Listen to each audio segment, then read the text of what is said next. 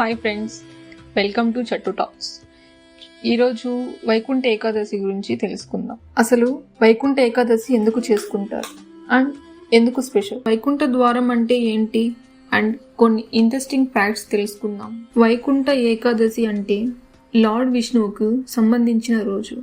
Hindu calendar ప్రకారం ఇది మార్గశిర మాస శుక్లపక్ష ఏకాదశి రోజున వస్తుంది.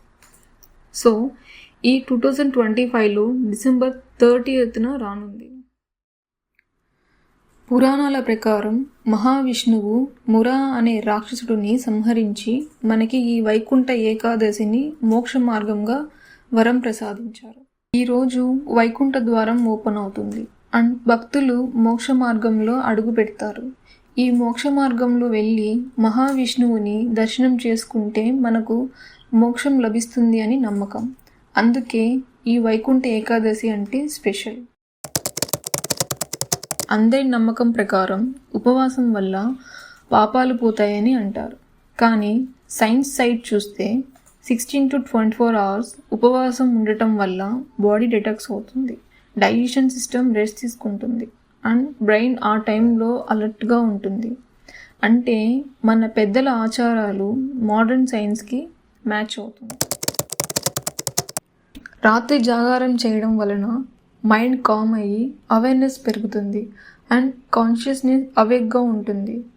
నిద్ర త్యాగం చేయడం అంటే బాడీని టార్చర్ చేయడం కాదు, మైండ్ని ట్రైన్ చేసుకోవడం. స్వర్గం అండ్ వైకుంఠం, వీటి గురించి చాలామందికి కన్ఫ్యూజన్ ఉంటుంది. స్వర్గం అంటే ఒక ఎంజాయ్మెంట్ అంతే, మన పుణ్యఫలం టైం బట్టి టెంపరీగా ఉంటుంది. బట్ వైకుంఠం అంటే పర్మనెంట్ పీస్ అండ్ మళ్ళీ జన్మంటూ ఉండదు అని నమ్ముతారు.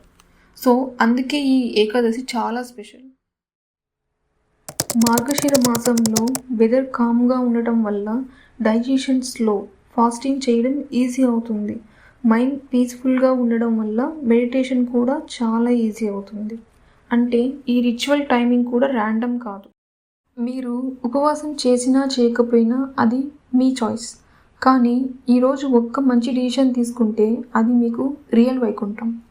ఈ వీడియో మీకు యూస్ఫుల్ అనిపిస్తే లైక్ చేయండి, షేర్ చేయండి.